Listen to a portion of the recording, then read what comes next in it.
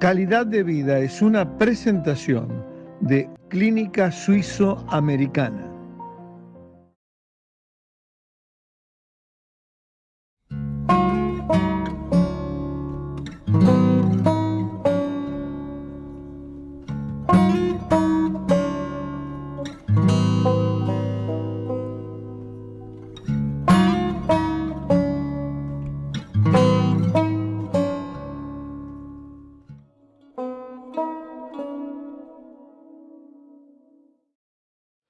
¿Qué tal, amigos? Estamos iniciando una nueva entrega de Calidad de Vida, por supuesto que aquí en el país, para tratar un tema que no habíamos abordado todavía. La salud mental, por supuesto que sí, pero en este caso es la salud mental en los deportistas. Y para ello tenemos a toda una experta que trabaja justamente este tema, que es la doctora Verónica Tute. Ella es máster en psicología, doctora en psicología y directora además del Departamento de Bienestar y Salud de la Universidad Católica.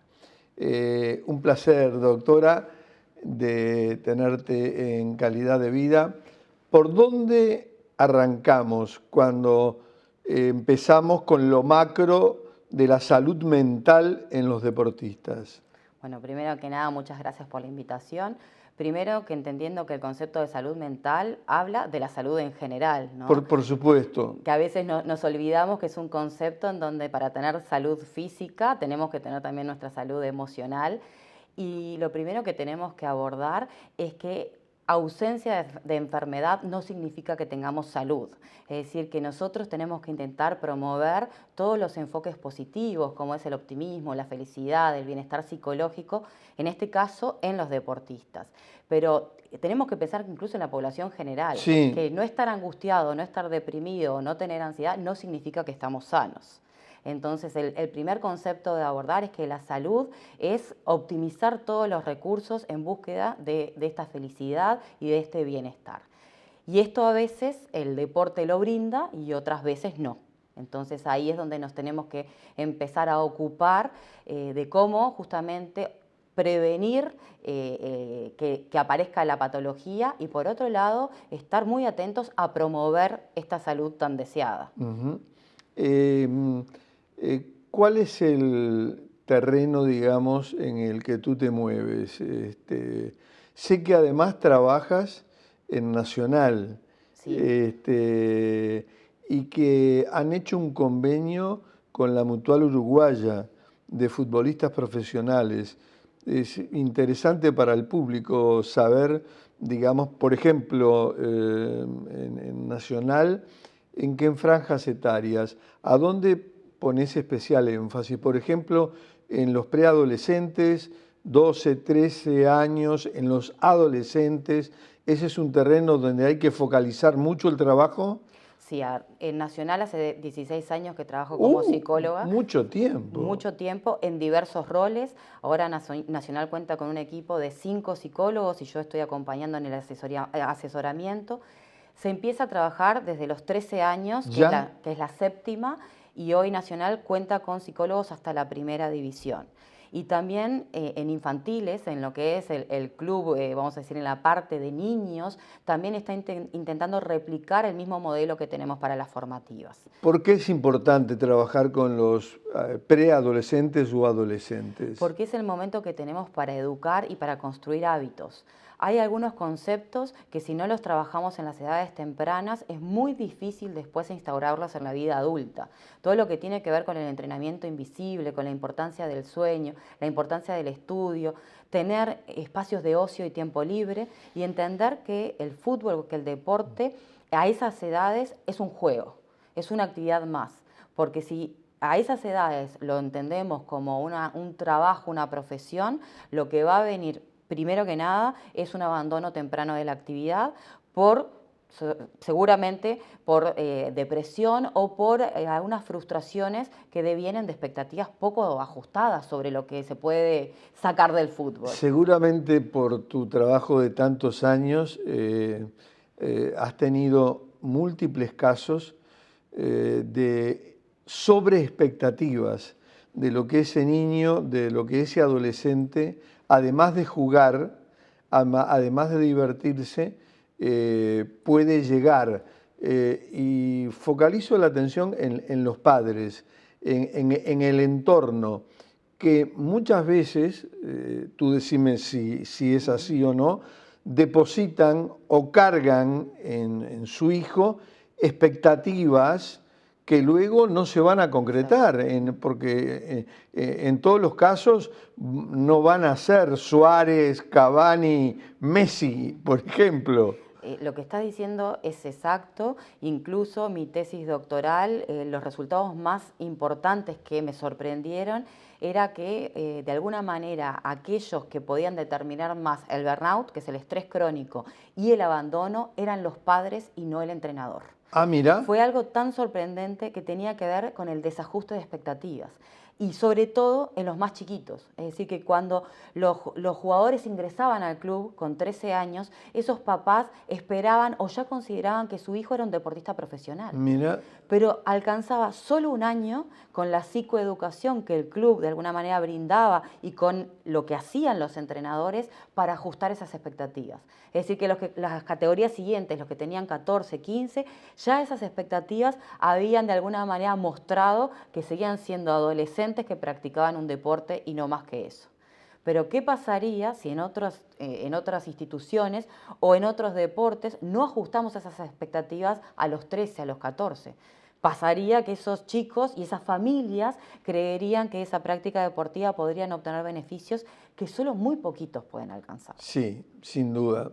Y digamos, en tu trabajo con los niños, ¿lo haces también con los padres, digamos, con el entorno de ese pequeño? Nosotros en Nacional, yo no trabajo con niños, sí con adolescentes, Sí. pero nuestro primer encuentro es con los padres.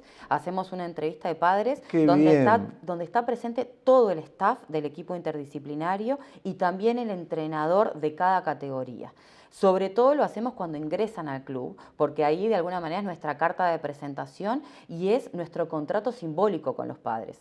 En más de una vez hasta hemos hecho firmar ese contrato simbólico en donde decíamos que para ser socios cada uno tenía que aportar una parte y qué era la parte que cada uno tenía que aportar. Porque también lo que es cierto es que muchas veces recriminamos un poco esta falta de ajuste de los padres, pero es porque los padres no saben cómo ser padre de un deportista. Y como no se lo explicamos, ocupan roles que son de otros, como el del entrenador o a veces incluso como el del psicólogo. Cuando le decimos cuál es su lugar, de alguna manera es hacer esta sociedad que es tan necesaria con los padres. Sin duda. Te pregunto, en la vasta experiencia de años, ¿te has encontrado en muchos casos con padres con expectativas desajustadas, desenfocadas a la realidad de ese adolescente? Sobre todo con los más chicos, sí. ¿Sí? Con los que comienzan, sí, porque realmente se deposita que ese hijo muchas veces va a ser el generador de un cambio de estatus socioeconómico. Y hay veces que han pasado cosas como que dan de comer a sus hijos de forma diferenciada, ¿no? El deportista come determinadas cosas y otros no. El hecho de decir, bueno, no lo ponen a mi hijo y yo le compré unos championes de mucho dinero y esto hace que después no tenga dinero para comprar comida. Entonces a veces decir, bueno, a ver, pensemos con sentido común, ¿no? Es decir, ¿qué es lo que tenemos que pensar? Primero en la alimentación, en la seguridad y después quizá en ese zapato deportivo que quizá a esas edades no genera la diferencia. Pero sí, por eso la psicoeducación es tan importante, porque hay veces que los padres hacen esfuerzos o sacrificios que realmente no van a hacer que su hijo sea el que llegue, a diferencia de otros que tienen más claro lo que es ser un padre o madre que acompaña adecuadamente desde el punto de vista psicológico. Sin duda. Hemos hablado de los padres, pero ¿qué del adolescente?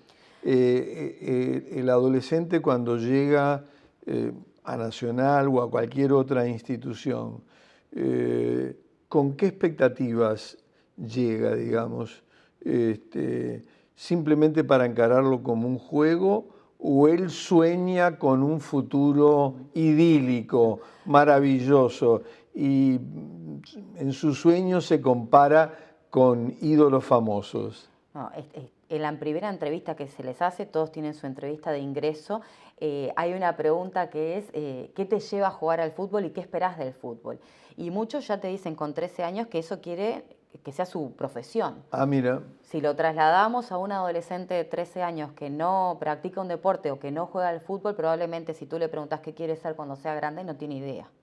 Entonces, acá ya está esa idea de que sea tu salida laboral la profesionalidad. Entonces, nosotros nos encargamos a lo largo de toda esa construcción de lo que significa primero ser un deportista y después ser un futbolista, que en esas edades están jugando, se están preparando, pero no son futbolistas. En realidad abordamos el concepto del deportista integral que va a poder llegar a ser ese futbolista profesional si cumple con una serie de pasos como otra persona que está estudiando y cumple una serie de pasos para obtener un título, ya sea el de ser bachiller o el de ser universitario. Cuesta, Claro. pero cuando uno lo va trabajando de forma continua y cuando ellos ven a un profesional de la salud acompañándolos y con un mensaje del cuerpo técnico que es similar al que da de alguna manera el agente de salud, este mensaje llega. Y las estadísticas del gol a futuro son contundentes. Solamente el 1% de los que comienzan en la séptima son los que llegan a la primera división. Solo el 1%. Es más, el número es peor todavía, es el 0,95, es decir, que de los que comienzan en la séptima, solamente uno llega a primera. Llega a primera. ¿Qué sucede justamente a raíz de este número que nos das? Que el 99% no llega. No llega a primera y menos que menos llega al exterior, que es lo que desean muchos. ¿Cómo trabajás las frustraciones de ese pequeño, de ese adolescente, de sus padres también? ¿Cuál es el encare? Con el tiempo nos dimos cuenta que en vez de pensar en ese 1%, teníamos que enfocarnos mucho más en el 99%. 99. Nuestra primera ambición como equipo interdisciplinario, porque nosotros no hay forma de trabajar que no sea en equipo, era optimizar las habilidades psicológicas deportivas, que estuvieran más concentrados, más motivados, más comprometidos. Pero después percibimos que solamente llegaba a ese 1%. Claro. Así que en Nacional es un poco más alto, lleva más cantidad, pero en general es este 1%. Y nos dimos cuenta que teníamos que pensar en todas las otras alternativas no deportivas, en la vida académica, en la vida social, en la vida afectiva. Y ahí lo que empezamos a trabajar mucho fue el sentido de vida, el proyecto vital. Bien. Entonces ahí tiene que ver cómo manejamos las redes, con quiénes de alguna manera generamos vínculos. Cuando tenemos pareja, cómo manejamos ese vínculo de pareja y por qué nos eligen. Entonces, todo lo otro que acompaña la vida deportiva es en lo que empezamos a focalizar. Traemos gente que es experta en algunos temas, ¿sí? Que tienen que ver con esto, con el manejo de las redes, con incluso esto, el manejo de la gestión emocional. Es decir, nosotros no creemos como equipo, ni en Nacional ni en ninguna de las otras instituciones, que tenemos que abordar todos los temas, sino que muchas veces nuestra gran función es saber a quién llamar para que venga a abordar ese tema, y lo otro es ser grandes derivadores. De forma conjunta con el entrenador, derivar, porque el psicólogo del deporte no atiende clínicamente. Entonces, cuando percibimos que hay situaciones que se salen del carril de la salud, inmediatamente derivar con los profesionales pertinentes, con un psicólogo clínico, con un psiquiatra, con un nutricionista. ¿Quién es el, de alguna manera, experto indicado para abordar esa situación? En tus años de trabajo, que son muchos, ¿se te han dado casos de fuertes frustraciones del niño y que no ha sido fácil sacarlo del pozo en el que ha caído? A ver, sí, porque son muchos años de trabajo. se ha manejado de forma diferente, porque quizás hace 16 años atrás hacer una derivación a un psiquiatra de adolescente o de niño era visto como algo Sí, muy extraño, vivido por parte de la familia como algo muy doloroso. Sin embargo, en los últimos años es muy frecuente, nosotros hablamos de tener otra mirada. Entonces buscamos, y por eso la importancia de tener socios como la Mutual, como la Secretaría Nacional del Deporte, buscar socios que nos acerquen a ámbitos de salud donde podamos derivar, ¿sí? En la Católica existe la clínica universitaria, donde hoy tenemos la clínica del deportista, y son derivados no solamente de Nacional, sino de la Secretaría, de la Mutual, deportistas que pueden tener una qué atención bien, clínica, qué bien. psicológica, también una atención, por ejemplo, de fisioterapia, donde a veces el deportista se lastima y eso genera mucho dolor, Qué mucha bien. ansiedad, pero también necesitamos no solo la atención psicológica, sino la atención de un profesional que colabore con la recuperación. Y hay instituciones deportivas que no tienen ese rol, entonces también existe esa clínica. Y con la Mutual hemos generado muchos proyectos ¿Ah, que sí? abordan cómo trabajar la salud mental. Existe el programa Más Mutual, que habla de más futuro, más salud y más educación. Y nosotros nos hemos sumado mucho a estas propuestas y tratamos de esto, de ser socios que podamos de alguna manera dar respuesta a todas las necesidades del deporte. Y ahora estamos buscando un vínculo más fuerte que es con ACE, cómo Ah, buscar también. de alguna forma que ACE pueda responder desde los equipos de salud mental a esto que nosotros vamos viendo en el ámbito del fútbol y en el ámbito del deporte en general. Verónica, ¿algo más que quede por divulgar y por transmitirle a los lectores y a la teleaudiencia?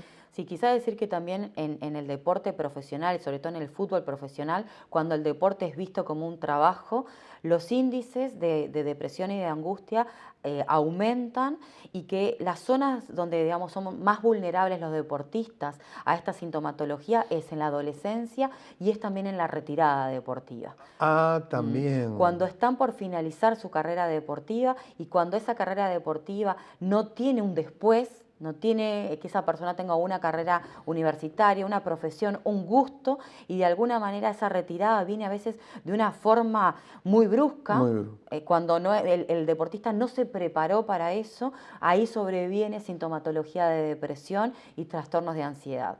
Por eso es tan importante ese trabajo también, prepararnos para el después, porque ese deportista todavía sigue siendo es un joven adulto para la vida, pero no para el deporte.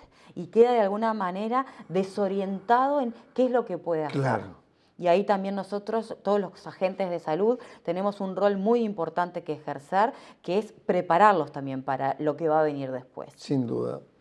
Doctora Verónica Tute, muchas gracias por tu presencia. Felicitaciones por este trabajo que venís haciendo con otros profesionales que seguramente el gran público lo desconoce. La trastienda, digamos, de jóvenes o más adultos cuando se retiran, como lo señalabas recién, y el trabajo tan importante que hacen ustedes justamente, digamos, para que tengamos menos frustraciones y se ajusten a la realidad. El joven y su entorno familiar. Un placer haberte tenido. Bueno, muchas gracias, y solo para cerrar, decir que existe la SUBDE, la Sociedad Uruguaya de Psicología del Deporte, ¿sí? Y existe una maestría en la Universidad Católica que permite formarse en el área de la salud y el deporte. Muy bien, muchas Gracias gracias. a ti. Nosotros nos despedimos de todos ustedes, pero nos reencontramos desde el país con más calidad de vida la semana próxima. Calidad de Vida fue una presentación de Clínica Suizo-Americana.